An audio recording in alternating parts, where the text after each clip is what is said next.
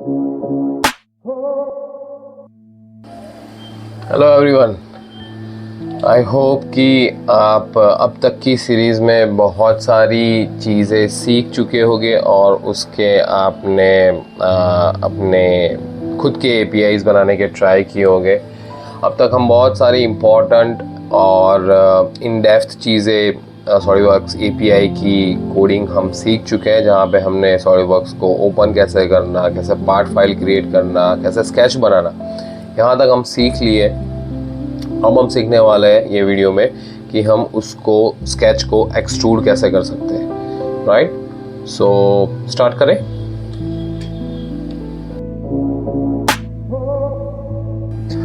तो अब हम देखने वाले हैं कि हम कोई भी स्केच को एक्सट्रूड कैसे कर सकते हैं। बट डायरेक्ट एक्सट्रूड बटन को एक्सप्लोर करने से पहले हम देख लेंगे कि अभी तक हमने कौन से बटन क्रिएट किए हुए हैं और वो बटन की हेल्प से हमारे इनिशियल स्टेप्स जो है, जैसे कि सॉलिडवर्क्स ओपन करना और वो सारे, वो किस तरह से होते हैं। तो यहाँ पे मैंने मेरा प्रोग्राम ओपन कर दिया है। मैं सबसे पहले यहाँ पे क्लिक करने वाला हूँ, सबसे पहले स्टार्ट करूँगा ये प्रोग्राम को। यहाँ पे मैं क्लिक करूँगा ओपन सॉलिडवर्क्स। तो आप देख सकते हो मेरा सॉलिडवर्क्स ओपन यहाँ पे हो चुका है। अब मैं यहाँ पे फाइल लोकेशन और फाइल नेम दे रहा हूँ। मैंने फाइल नेम कुछ दिया है, ये मैं फाइल का जो लोकेशन है वो सिलेक्ट कर रहा हूँ। अब मैं उसको उसमें सॉलिडवर्क्स में क्रिएट न्यू पार्ट कर रहा हूँ। यहाँ पे मैंने क्लिक किया तो यहाँ पे मेरा एक पार्ट फाइल क्रिएट हो चुकी है और वो पर्टिकुलर ये लोकेशन पे सेव हो चुकी है। अब मैं क्रिएट करने जा रहा हूँ स्केच। तो आप देख सकते हो बैकग्राउंड में मेरा एक स्केच क्रिएट हो गया है और अब मुझे उसको करना है एक्सट्रूड, ये पर्टिकुलर स्केच को। तो मैंने ये क्लिक किया और ये मेरा एक्सट्रूड हो चुका है। एक्सट्रूड के पहले के जितने भी स्टेप्स हैं, जैसे कि create sketch, create new file and open SolidWorks, इस सारे वीडियो मैंने पहले बना के अपलोड किए हुए हैं। अगर आपने वो नहीं देखे, if you want to understand that all steps, then please go and check that video first of all. That will help you to understand all the basic programming of this buttons. And अब हम SolidWorks close कर रहे हैं यहाँ पे और ये programme को भी स्टॉप कर रहे हैं। अब हम डायरेक्टली जंप करेंगे एक्सट्रूड कैसे क्रिएट कर सकते हैं। तो मैं एक्सट्रूड पे डबल क्लिक कर रहा हूँ।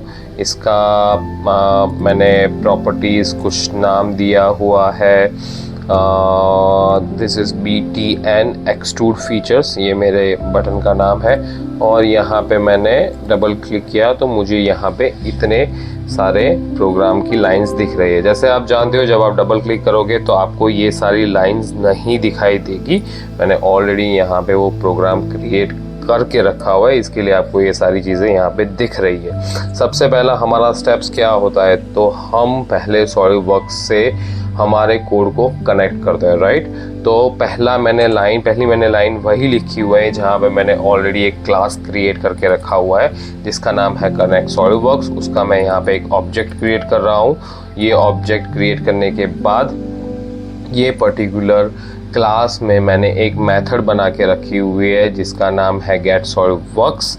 ये पूरी डिटेल्स जो है वो मैं SWWorks में यहाँ पे सेव कर रहा हूँ। ये सारी इन्फॉर्मेशन मैंने प्रीवियस वीडियो में डिटेल्स में समझाई हुई है। फिर भी मैं यहाँ पे आपको दिखा देता हूँ कि ये मेरा गेट सॉलिडवर्क्स का जो मेथड है उसमें मैंने क्या किया है। यहाँ पे मैं उसको कनेक्शन के लिए इनिशिएट कर रहा हूँ और वो पूरी इन्फॉर्मेशन मैं यहाँ पे वापस लाके SW ऐप में सेव कर रहा हूँ। उसके बाद हम क्या कर रहे हैं कि हमने ऑलरेडी पार्ट फाइल एक क्रिएट करके रखी है। तो मैं यहाँ पे मॉडल डॉक 2 का यूज़ करके ये लाइब्रेरी यूज़ करके एक में वेरिएबल बना रहा हूँ जिसका नाम है INF पार्ट।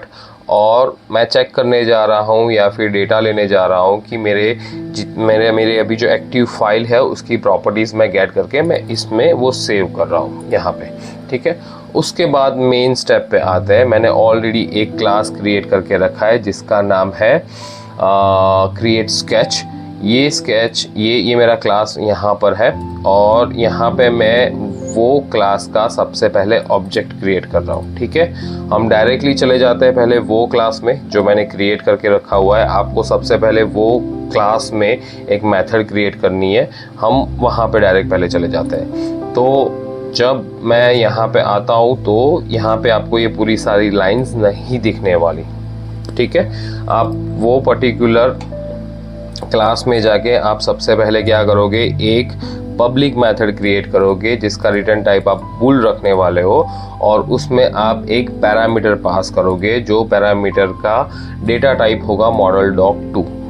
और उसके बाद हम लिखने वाले हैं उसमें हमारे स्केच को किस तरह से एक्सट्रूड करते हैं उसके रेफरेंसेस। ठीक है, तो हमारे पास अभी ये जो हमने model doc 2 data library use करके ये जो हमने पैरामीटर्स यहाँ पे गेन किए हुए हैं, जो गेट किए हुए हैं, जो हम कर रहे हैं हमारे फॉर्म वाले क्लास में से, जो है यहाँ से हम वो पैरामीटर्स यहाँ से हम कुछ वेरिएबल्स में डेटा पास करेंगे। वो डेटा हमारे पास यहाँ पर आएगा, हम उसको गेट करेंगे एंड देन आफ्टर हम उसको स्टेप बाय स्टेप परफॉर्म करेंगे। तो यहाँ पे मेरे ये पार्ट नाम का जो वेरिएबल है जहाँ पे मेरे सब पैरामीटर्स है, उसमें मैं एक्सटेंशन का यूज़ कर रहा हूँ और select bye ID 2 method use कर रहा हूँ। इसके पहले वाले वीडियो में मैंने एक्सप्लेन किया था कि हम मॉडल डॉक 2 में कौन से रेफरेंसेस यहाँ पे कौन से लाइब्रेरीज वहाँ पे उसमें से यूज़ कर सकते हैं। इसके बारे में मैंने एक्सप्लेनेशन दिया हुआ है। जैसे हमने स्केच बनाने के टाइम सिलेक्ट बाय आईडी 2 का यूज़ किया था, हम सेम मेथड यहाँ पे यूज़ कर रहे हैं। यहाँ पे डिफरेंस सिर्फ इतना है, अब हम करने वाले हैं जो हमारा स्केच क्रिएट हुआ था जिसका नाम था स्केच 1, वो यहाँ पे स्ट्रिंग में हम ऐड करेंगे। और हम यहाँ पे कौन से फीचर्स का यूज़ कर रहे हैं, तो हम यहाँ पे यूज़ कर रहे हैं स्केच नाम का फीचर्स का। तो यहाँ पे मैंने स्ट्रिंग में ऐड किया हुआ है स्केच।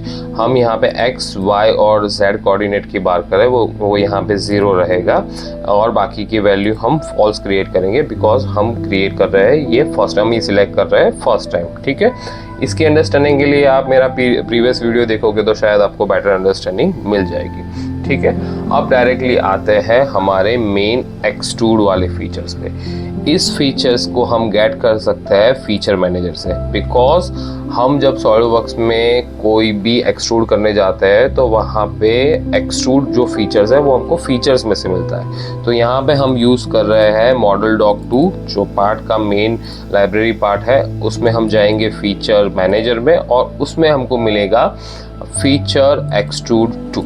ठीक है, ये आप लिखने के बाद आपको I think more than 23 parameters यहाँ पे ऐड करना है। यहाँ पे ये सारे पैरामीटर्स के बारे में हम इन डेप्थ बात करने वाले हैं। तो ये कि जितने भी पैरामीटर्स है वो पैरामीटर्स क्या है वो हम समझने के लिए हम डायरेक्टली चले जाते हैं सॉलिडवर्क्स में। सबसे पहले हम करते हैं यहाँ पे API की हेल्प यूज़ करने वाले हैं। यहाँ पे मैंने लेफ्ट हैंड साइड सर्च में मैंने ऐड कर दिया है फीचर एक्सट्रूड 2 और मैं ये फीचर मैनेजर में से यूज़ कर रहा हूँ, तो मैं फीचर मैनेजर की हेल्प में जा रहा हूँ। ठीक है, यहाँ पे आपको दिखेगा कि फीचर एक्सट्रूड 2 मेथड की यहाँ पे पूरी बात हो रही है। यहाँ पे अलग अलग लैंग्वेजेस में सब पूरे एक्सप्लेनेशंस आपको मिल जाएंगे। हम यूज़ कर रहे हैं C#, तो हमारे ये इतने पैरामीटर्स है जो हम यूज़ करने वाले। एट दी बॉटम आपको हर एक पैरामीटर के बारे में डिटेल्स में एक्सप्लेनेशन मिल जाएगा। तो जैसे मैंने आपको बताया कि यहाँ पे हमारे पास जितने भी पैरामीटर्स है वो मैंने ऑलरेडी ऐड कर दिए है। अभी हर एक पैरामीटर के बारे में हम स्टेप बाय स्टेप बात करेंगे। फिर से हम चले जाते हैं सॉलिडवर्क्स 2 में। तो सबसे पहला पैरामीटर जो यहाँ पे हमको ऐड करना है उसकी वैल्यू है, वो बुलियन कैरेक्टर है, वो बुलियन डेटा टाइप है। तो वहाँ पे अगर हमको सिंगल एंडेड हमको एक्सट्रूड करना है तो हम वहाँ पे ट्रू देंगे। अगर हमको डबल एंडेड एक्सट्रूड करना है तो यहाँ पे हम फॉल्स का यूज़ करेंगे। करेक्ट। उसके बाद है हमारे पास फ्लिप। हमको अगर ये हमारा थीन फीचर्स वाला कैरेक्टर है, थीन फीचर्स यहाँ पे उसकी बात हो रही है।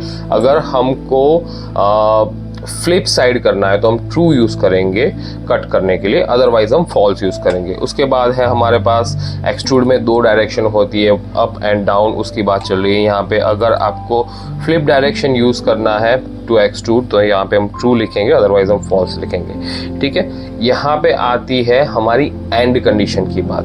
तो यहाँ पे termination type for first end as defined in this enums. तो यहाँ पे मैं क्लिक करूंगा तो यहाँ पे मुझे पूरी कंडीशंस जो हम एक्सट्रूड करते टाइम पे यूज करते हैं वो आपको यहाँ पे दिख रही है, और इसमें से आपको एक कंडीशन सिलेक्ट करनी है। एक कंडीशन सिलेक्ट आप कैसे कर सकते हो, आप ये नंबर्स यूज कर सकते हो या फिर ये इनम्स आपको डायरेक्टली वहाँ पे मिल जाएंगे। मैं अभी जाता हूँ मेरे कोड में और मैं आपको दिखाता हूँ कि ये मैंने ये जो आपने यहाँ पे SW एंड कंडीशन अंडरस्कोर ई जो लिखा हुआ है, मैंने सबसे पहले मेरे कोड में वही ऐड किया, और ये इंटीजर के फॉर्म में हमको रिटर्न या फिर हमको यूज करना है। इसके लिए इसके आगे अगर आप एज अ टेक्स्ट यूज कर रहे हो तो इसके आगे इंट लिखना बहुत ज़रूरी है, जो हमारा डेटा टाइप डिक्लेयर करता है। और उसके बाद यहाँ पे आप देख सकते हो कि मैंने यूज किया है उसकी मिड प्लेन की कंडीशन, मतलब जो मैं एक्सट्रूड करने वाला हूँ वो मैं मिड प्लेन से करने वाला हूँ। फिर से मैं आ जाता हूँ यहाँ पे, यहाँ से मैंने यूज़ किया है मिड प्लेन कंडीशन। आप ये डायरेक्टली यूज़ कर सकते हो या फिर आपको ये नंबर्स यूज़ करने होंगे। सेम वे में अगर आपको उसके सेकंड एंड की कंडीशन डिफाइन करनी है तो वो T2 में आप डिफाइन कर सकते हो। यहाँ पे देख सकते हो आपकी जो सेकंड T2 वाली कंडीशन है उसमें वो सेम पैरामीटर्स यूज़ कर सकते हो अगर आपको दूसरी डायरेक्शन में यूज़ करना है तो। उसके बाद हम यहाँ पे जो भी एक्सट्रूड करने वाले हैं उसकी हमको वैल्यू ऐड करनी है, यानी कि उसकी हमको हाइट ऐड करनी है, जो हमको ऐड करनी होती है यहाँ पे मीटर्स में। तो मेरे कोड में आप देखोगे तो मैंने वो वैल्यू कुछ ऐड की हुई है 20 सेंटीमीटर्स जितनी, और दूसरे डायरेक्शन में मैंने 0 ऐड किया हुआ है। तो यहाँ पे 0.02 मैंने ऐड किया हुआ है जो है मीटर में, करेक्ट। उसके बाद again if you want to यहाँ पे हम आएंगे D2 में, जो सेम चीज़ बट वो अनदर डायरेक्शंस की यहाँ पे बात चल रही है। उसके बाद D1 हमने देख लिया जो फर्स्ट डायरेक्शन है, D2 हमने देख लिया जो हमारी सेकंड डायरेक्शन है। यहाँ पे ड्राफ्ट की बात चल रही है, ये मेरे DCH1 में अगर आप वहाँ पे अलाउ करते हो कि आपको ड्राफ्ट एंगल फर्स्ट डायरेक्शन में चाहिए तो आपको ट्रू ऐड करना है, अदरवाइज आपको फॉल्स ऐड करना है। सेम पैरामीटर सेम आपको ऑपरेशंस करना है। अगर आपको सेकंड डायरेक्शंस में वो अलाउ करना है तो आप ट्रू लिखोगे, अदरवाइज आप फॉल्स लिखोगे। अब आ रहे हैं हम यहाँ पे ड्राफ्ट एंगल के बारे में। अगर आपको जो हमारा फर्स्ट ड्राफ्ट एंगल है वो आपको इनवर्ट साइड ऐड करना है तो आप ट्रू लिखोगे, अदरवाइज आपको आउटवर्ड साइड में आपको ऐड करना है तो आप वहाँ पे फॉल्स लिखोगे in first direction. Second direction में सेम चीज़ एप्लीकेबल है। अब आ रहा है हम हमारे ड्राफ्ट एंगल की बात कर रहे हैं। फर्स्ट आपकी डायरेक्शन है जिसमें आपको ड्राफ्ट एंगल ऐड करना है तो आप यहाँ पे वैल्यू ऐड करोगे एंगल की, सेम आप वैल्यू ऐड करोगे D2 में, वहाँ पे भी आप वैल्यू ऐड करोगे। अब हम बात करने वाले हैं the next point is offset reverse. तो इनिशियली जब हम कोई बॉडी क्रिएट करना चाहते हैं तो हम एक डिस्टेंस के बाद हम बॉडी स्टार्ट करते हैं। मोस्ट ऑफ द टाइम जब हम एक सरफेस सिलेक्ट करते हैं उसके बाद हम कुछ डिस्टेंस देते हैं और उसके बाद हमारी बॉडी क्रिएट करना या फिर एक्सट्रूड क्रिएट करना स्टार्ट हो रहे हैं। यहाँ पे उसकी बात हो रही है। यहाँ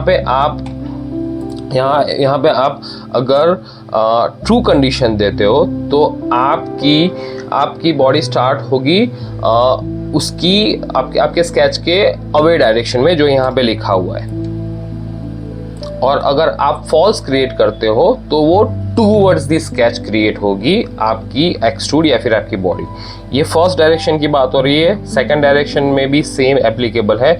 यहाँ पे बात चल रही है उसके बाद वाले में ट्रांसलेट सरफेस। तो जब हम ट्रांसलेट सरफेस यूज करते हैं यहाँ पे, तो जब यहाँ पे आप ट्रू बोलोगे तो वहाँ पे आपके ट्रांसलेट सरफेस होगी एंड फॉल्स बोलोगे तो वहां पे ट्रांसलेट सरफेस नहीं होगी इन दी बोथ डायरेक्शन। सो आप फर्स्ट डायरेक्शन में अगर यूज करना चाहते हो तो आप ट्रू लिखोगे, and same way if you want to use in the second direction then you will say true for this value.